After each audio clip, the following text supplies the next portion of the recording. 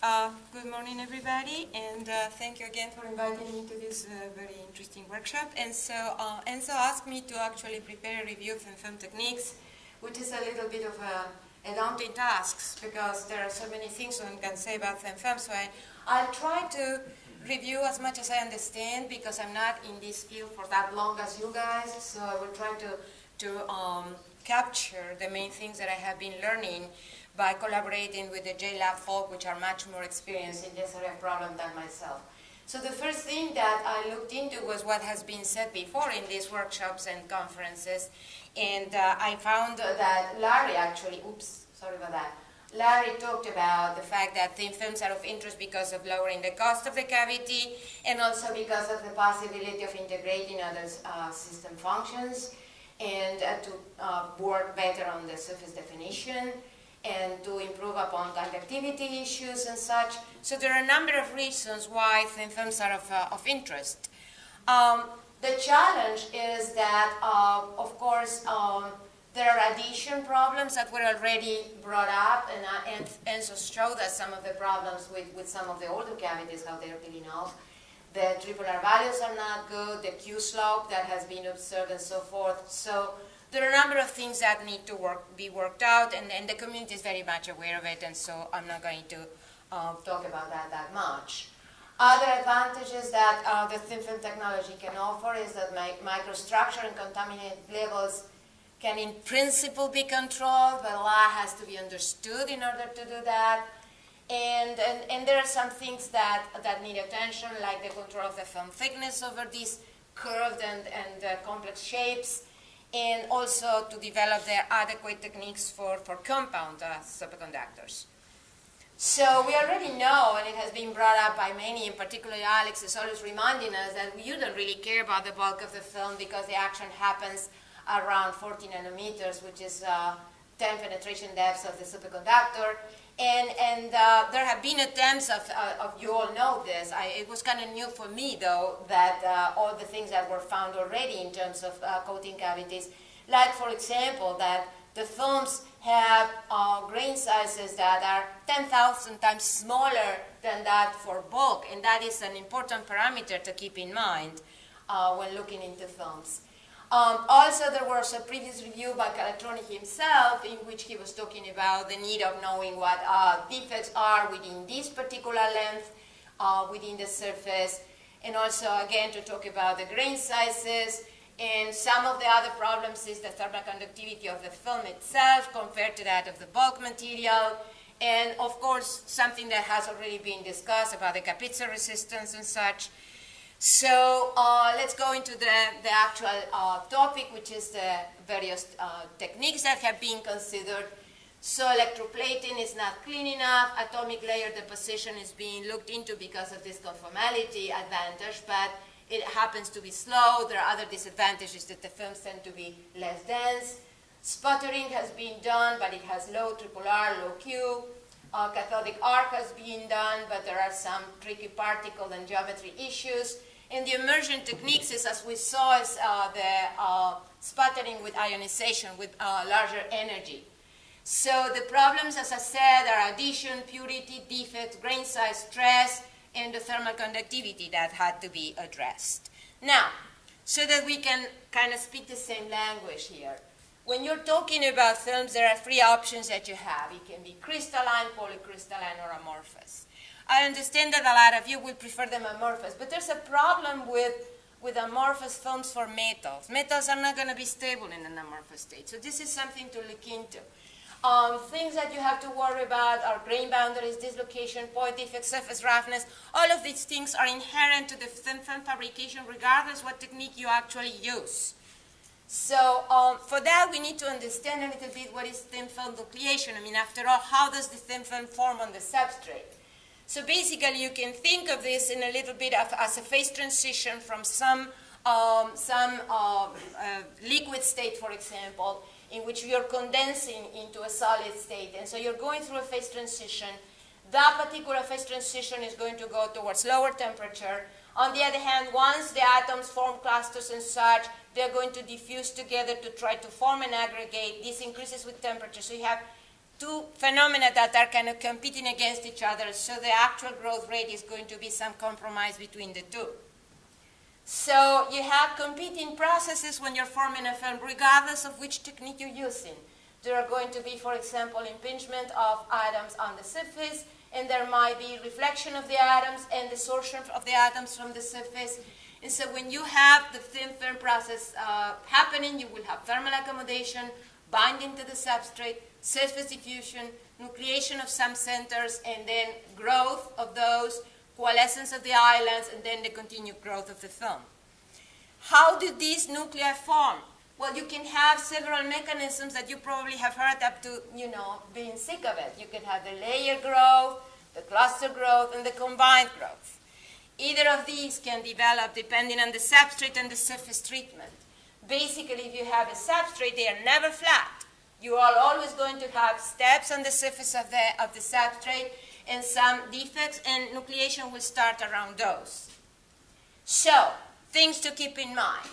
When you're having, for example, the physical vapor deposition, you are going to have some rate of molecules impinging on the surface, and there is some typical time that it will take for that molecule to form a layer. So for these pressures, this is the time you need in order to form just the nitrogen film on top of the surface, right? So this is important. You need to keep in mind, you're always going to have contaminants from the gas. So if you have a background pressure in your system, and we always do, you have to keep in mind that there will be some rate due to the evaporant method that you're using to grow the film, but there is also going to be some contribution of the residual gas that is present on the system, and you're going to have a concentration of that gas no matter what you do. That will always happen. So it's something to keep in mind. Of course, you can improve your vacuum or improve your higher deposition rate, but it's inherent to the thin film formation that you're always going to have some contaminant from the background pressure. That's always going to make your films less dense than bulk-like, no matter what you do. That's always going to happen. So, going into the techniques that are being used. Sputter deposition, we already know what it is. So the main features of sputtering is that you have a plasma where you have a heavy gas like argon or krypton, whichever is the case. So you generate this plasma that actually is responsible for the formation of the species that are going to be deposited on the substrate. The issue is that argon, as I said, can be incorporated into the film, and so energetic particles may modify this particular growth, and this is something to keep in mind. And there is also the possibility of tailoring the temperature of the substrate. Variations along the lines of sputtering, when you can have the ion-assisted deposition, in which you increase the number of ions in the plasma, and that typically will, it doesn't necessarily have to be the same ions as the film. These are not incorporated in the film. You can work at lower voltages, and this leads to physical rearrangement, local heating, and it can change the field properties, not necessarily for the better. This is something also to keep in mind. But you can have disruption of the columnar fiber growth when you have ions in the plasma. So this is something that, if that is a disadvantage for the particular property you're seeking, then you can work on that. Another variant of the sputtering is, of course, reactive sputtering, which we all do for the compounds that we are interested in.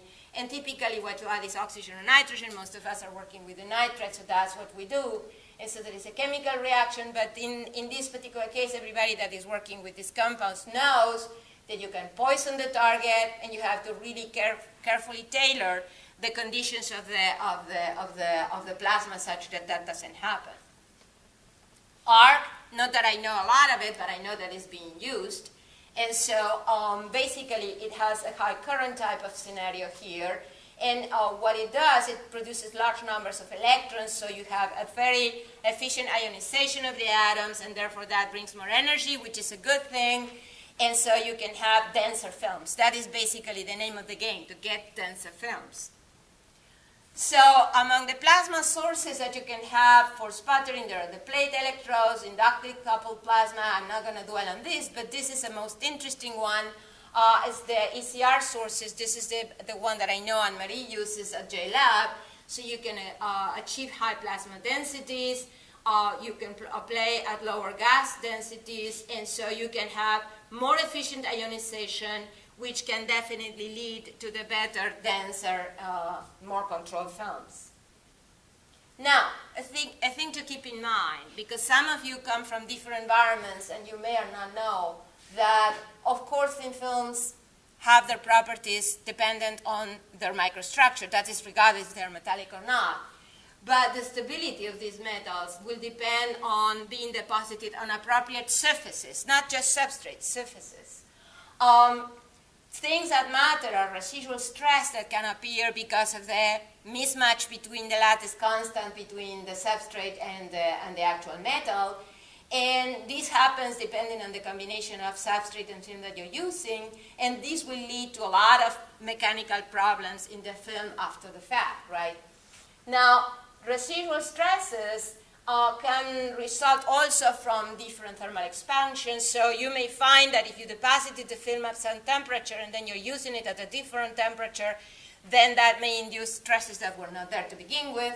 And in polycrystalline films, which is basically the main kind of film that you use in this field, the central mechanism that governs stress relaxation is thought to be diffusion along grain boundaries. So this is one of the mechanisms that one has to consider. Now, things that people have done. So, because I know that there were talks about, well, people feeling that you have a bulk-like film and you may not have a bulk-like film. How do you know if you have it or not? Well, I looked it up, and there are some very nice work that people have done on metallic films. This is an example of people working with platinum thin films.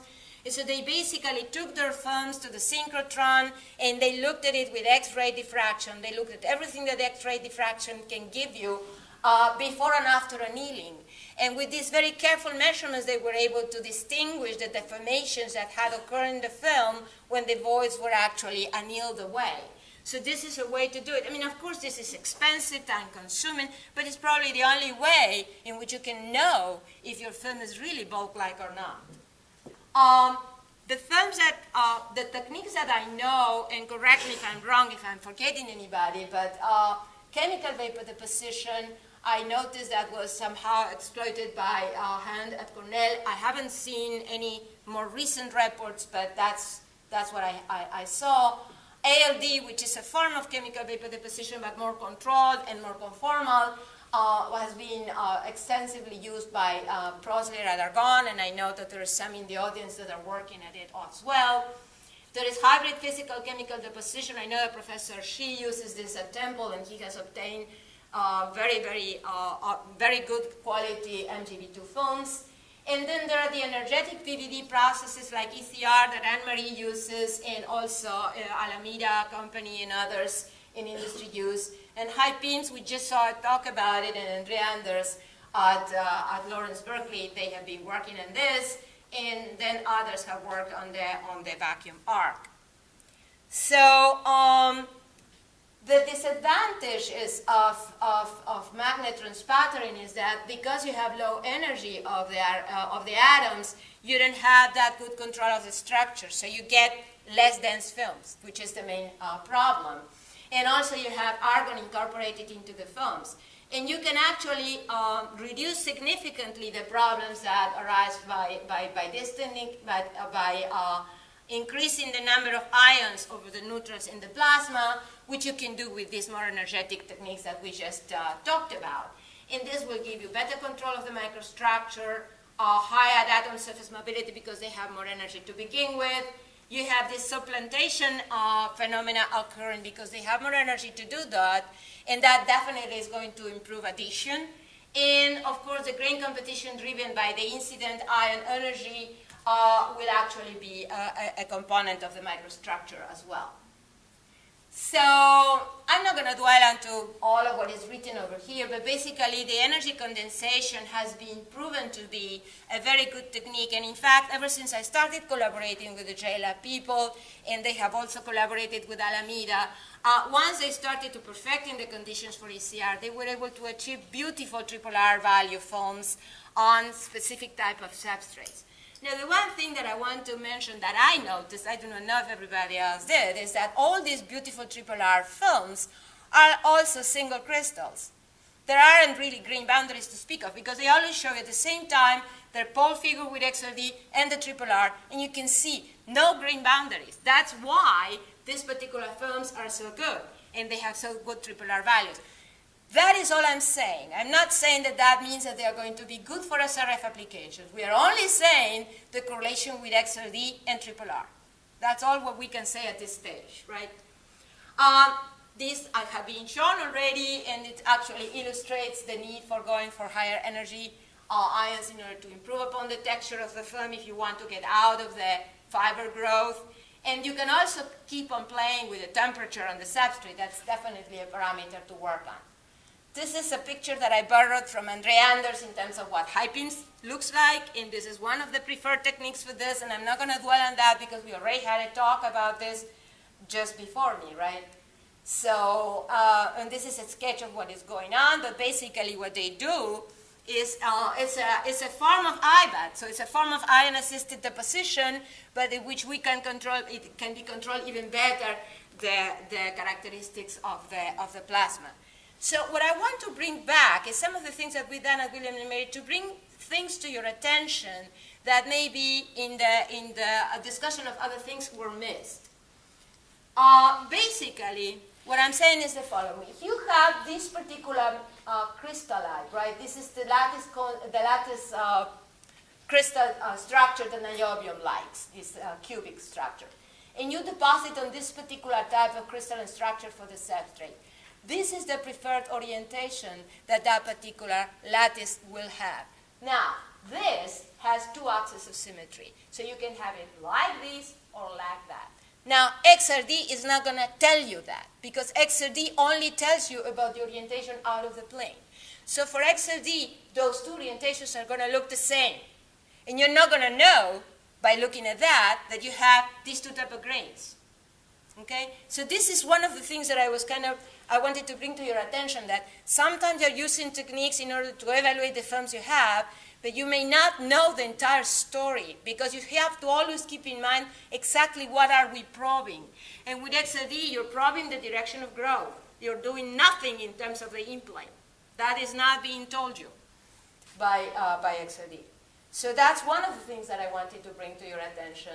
The other thing that I wanted to bring to your attention, okay, suppose that then you do grow this preferred type of epitaxy on that particular type of surface.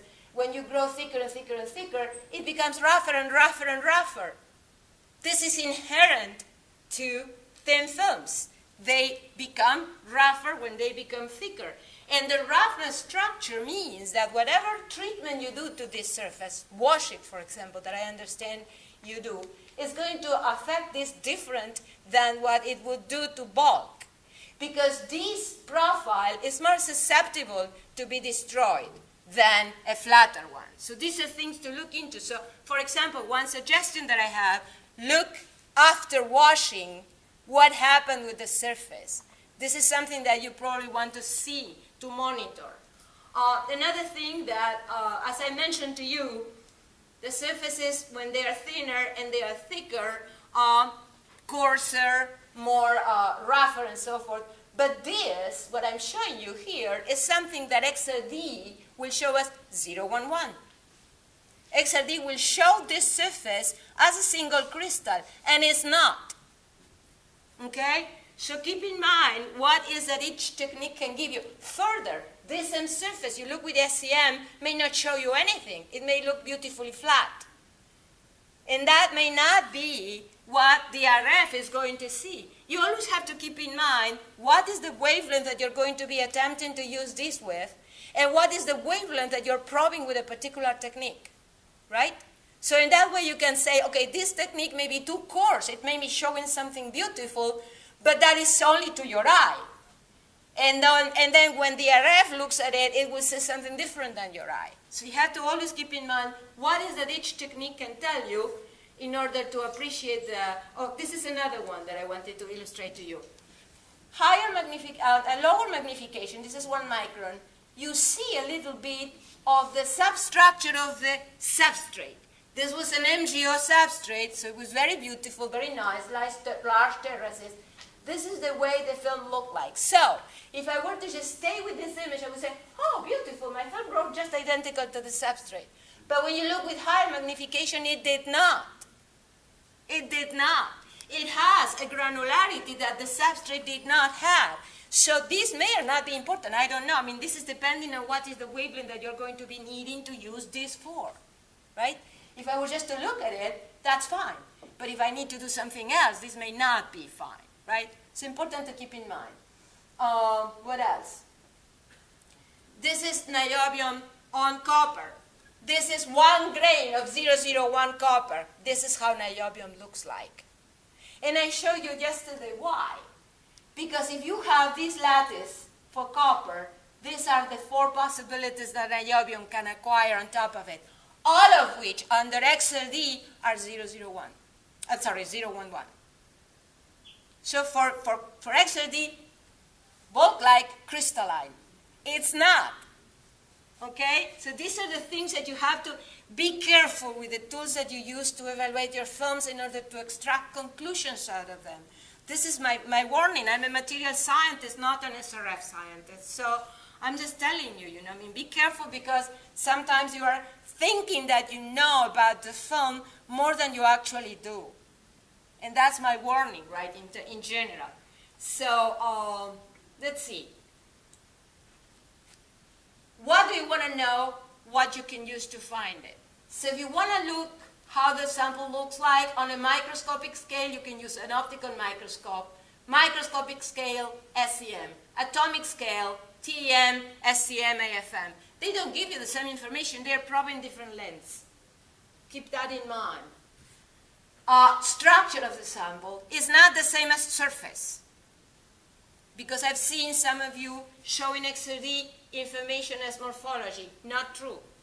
XRD doesn't tell you about morphology. XRD tells you about microstructure. And it only probes in depth. It doesn't probe in the plane, at least the standard XRD instruments that we typically use. Of course, this is a no-brainer if you want to know elemental composition or whatever. There are all these spectroscopies. But another tool that you may want to use is ellipsometry. Ellipsometry gives you information of the optical properties, which are related to the transport properties, and it's a tool that is somehow disregarded, but it's very good because it will tell you if the optical properties of your film are bulk-like or not. And you will see, what I've seen a lot of times, that more often than not, the films have optical properties that are consistent with a less dense material than bulk-like, which is typically what happens with thin films. And of course you have the transfer properties, which is the triple R, surface impedance for the case of the SRF. And also there are some mechanical tests that you may want to use in order to see how the addition is going.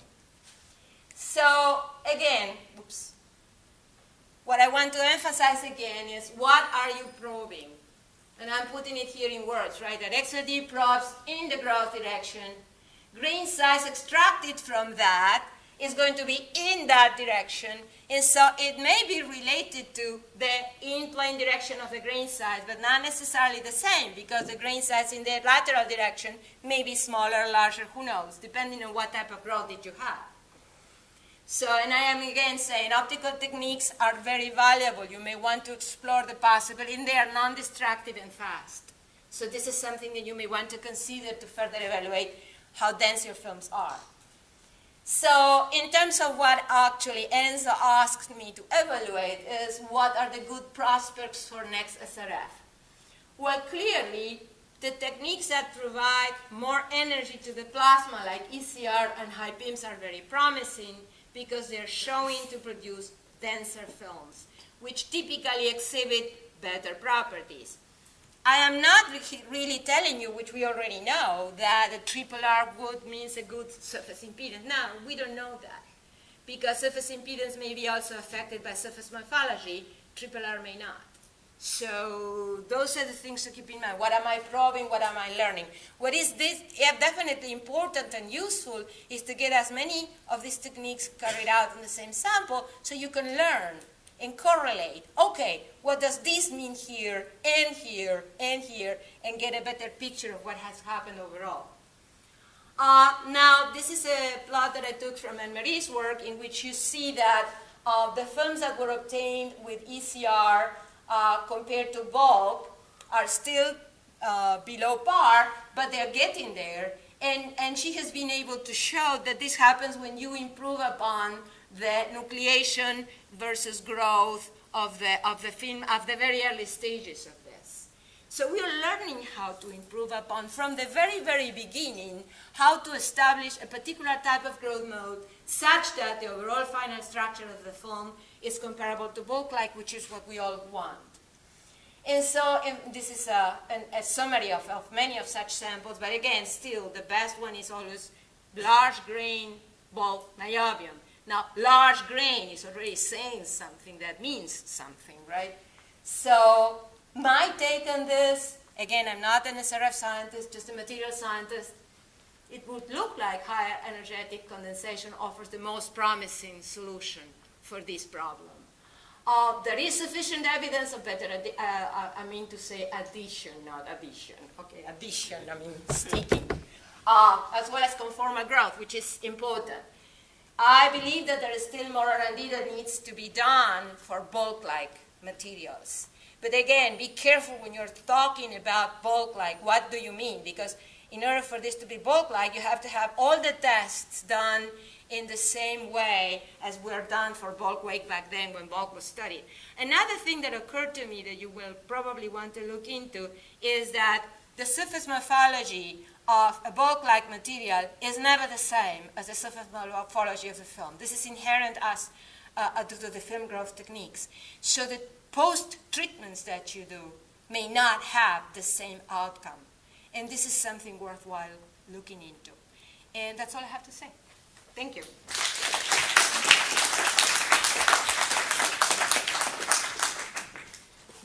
Thank you, Ali. Questions for Ali?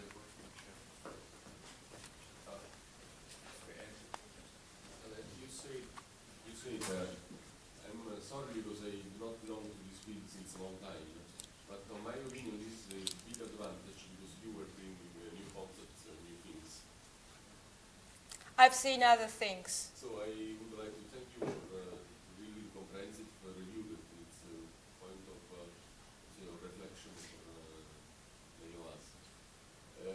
You said a lot of concepts, but I just would like to make you one question. When you presented the high value RR 91 on a film that was big, 600 nanometers, Right. what was the temperature of the machine? Oh, that's right. I forgot to mention that. Since I'm not doing any kind of high energy plasma, because I don't have that capability yet in my system, I do use high temperature. So all my films were grown at 600 C.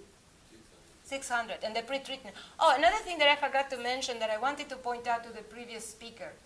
He was talking about the XRD peak relative height of the film and the substrate. You have to be very careful about doing those comparisons with XRD for two reasons. There is a different scattering cross-section for different metals, so you can't really compare intensity. You cannot do quantitative chemistry with XRD. But more importantly, when you're comparing the peaks of the film with respect to the peaks of the substrate, at the level at which XRD is probing, and this is a 1,000th of a degree resolution that these instruments have, a slight misalignment on the plane of the film with respect to the surface of the substrate is going to give you different relative intensities of the two. And that has nothing to do with how much better the one is with respect to the other. This is just so I would caution you to compare intensities of the film with respect to the substrate in an XRD scan. You can definitely do safely different reflections of the same material on the scan. That you can do. But to take the 002 reflection of copper and compare that with the 011 of niobium, be careful.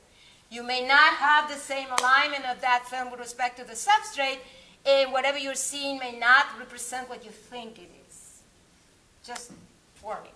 Can I put a second question? Sure, and then Claire has a question next. May I? You know that we would like to study the addition. So you were mentioning addition tests. Yes. Besides the Scotch tape test and some, There are some indentation techniques that you can actually push down and measure the size of the dimple. I mean, I'm not an expert on that, but I've seen those tests. I mean, material scientists do this for hard coating. So there is a test. There are several tests that can be done for this, yeah. will ask you the same question I asked already Anne-Marie, if you come back to the previous slide. This one? Yes.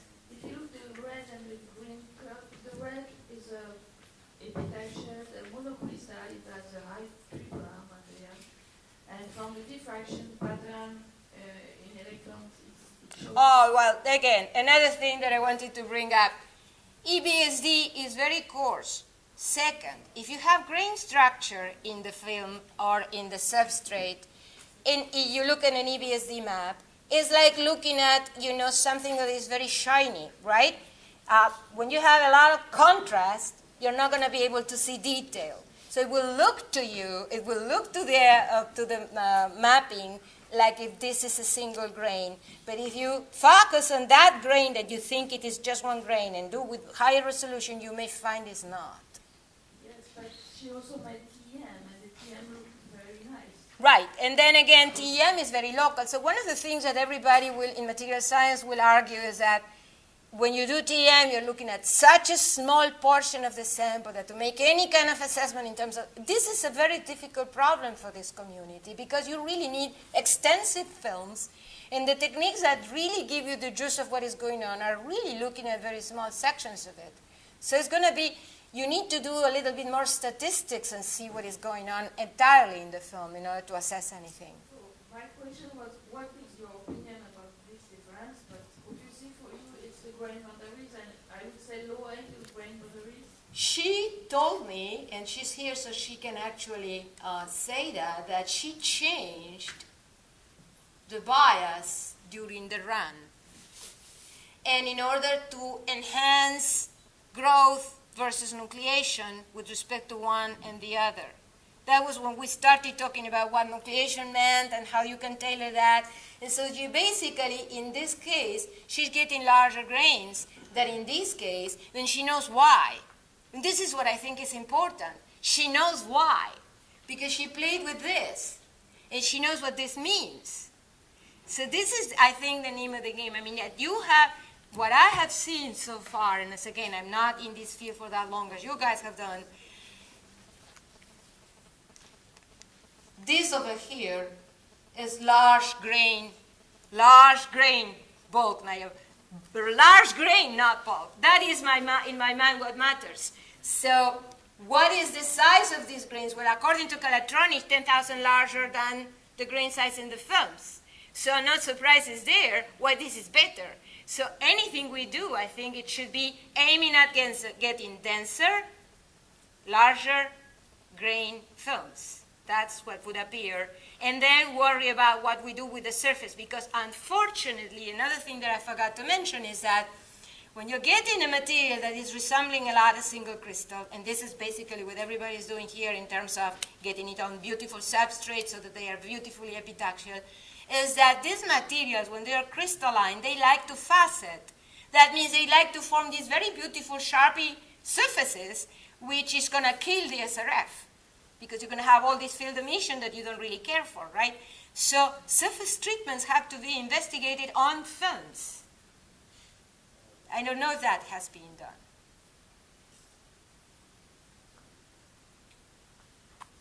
Any further questions for Ollie? Let's make a comment on Enzo's statement about adhesion. If the various, as you pointed out, amorphous films are not interesting, they don't stay amorphous anyway. Microphone's ready, microphone. Oh, I'm sorry. Amorphous films aren't interesting and they don't stay amorphous. However, if you're doing fiber growth anyway, starting from an amorphous substrate is the perfect thing to do. Apparently, from what I read, and this is something that I would love to explore with your new system, is that increasing the energy of the plasma may break the fiber growth mode and make it not so fiberish, if you wish. I'd love to hear about that. This is what has been kind of predicted. I mean, I don't know. I would like to see, but this is basically why people were pushing for these high pins, right? Because in addition to get it denser and all that, it will break this fiber growth, modus of growth that the films are having with sputtering in general. So I think that's already been shown if you go to Right, right, right. But I do not know on amorphous substrates if it has been shown. I really don't know that. But in any case, starting with going back to the cohesion issue, starting with what's called ion stitching, the business of the initial high energy niobium ion implantation, create a great interface that increases the shear strength, is a perfect start as long as you're going to use fiber films anyway. Well, Anne-Marie was mentioning to me already yesterday that with the ECR source, she's getting films that are strongly adhered to the copper substrate compared to what has been done with standard magnetron in the past. So, and this is because these energetic ions can do the supplanting type of platforms. So that's why I think that these are the promising techniques for this field. But I think that we need to, two areas to work. I think that the surface of the film had to be addressed because it's going to be rough and something has to be done to smoothen it that doesn't actually get rid of it or destroy it. That's a problem because you see, one of the things that you realize is that when you have a very rough surface, any of the techniques that were used to planarize a bulk are not necessarily work the same way on a film. You're going to have preferential etching zones. So this has to be studied. How to planarize a rough surface on a film. ALD doesn't give you the right structure. The ALD for metals gives you amorphous. Those and there's nothing and people that do ALD they're going to tell me, well, but we can then anneal them, right? And then they're not going to be any more conformal nor smooth. But maybe you can start with the ALD. True. And then go with another method. Right. That's something that definitely has to be explored. One, for example, idea that occurred to me was that perhaps for the Gurevich model, the insulating stages should be done with ALD. That would give a better control of what happens after. So maybe a combination of techniques for growing particularly multi-layer structures would be a good way to go. So, do you know the level of roughness for the box green niobium? No. I have not measured any of those. I know that they have, they probably do have. I don't know, but the people from JLab have been doing AFM studies on bulk niobium all the time. Now, again, a word of warning. When you're comparing roughness of things, please do it with the same field of view, because the same sample can give you different RMS values depending on the scale of what you're looking. No, I would imagine thin film is more smooth than the bulk. It depends, because as I said, if you get a bulk-like crystalline film, what I've seen, for example, when we are growing very thick niobium onto, say, MgO, right? Beautiful epitaxy, you look at it with reed, you get the streaks, and eventually the streaks begin to be chevrons. That's because you're having faceting on the surface. You bring it out of the system, look at it with AFM or whatever surface probing technique, indeed, it is rougher. So with respect to the film itself, when it's thinner, right, I have not done that kind of studies myself on bulk-like. So I'm sure that this was done, but I haven't done it, so I cannot comment. Any other questions? Yeah, maybe one comment to this Scotch test.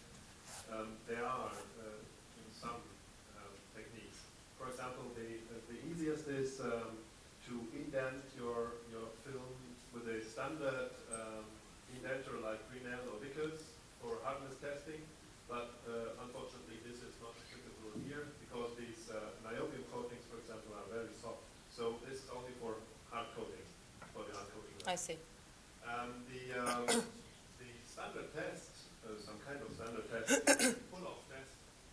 It's a pull-off test with a it's basically like a stress strain to get the stress strain coils. You pull off and can really in some kind of quantitatively measure the adhesion of the film. And the third one is to scratch your right. with your film.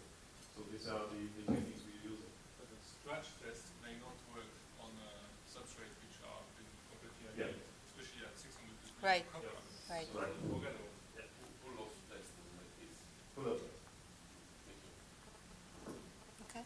Okay, I would add, Aniko's earlier comment, I think the addition of more material science people in this area is going to help a bit with that. Well, I'm just trying to help. No, it's excellent addition. Thank you. And, okay, well, thank the speaker again.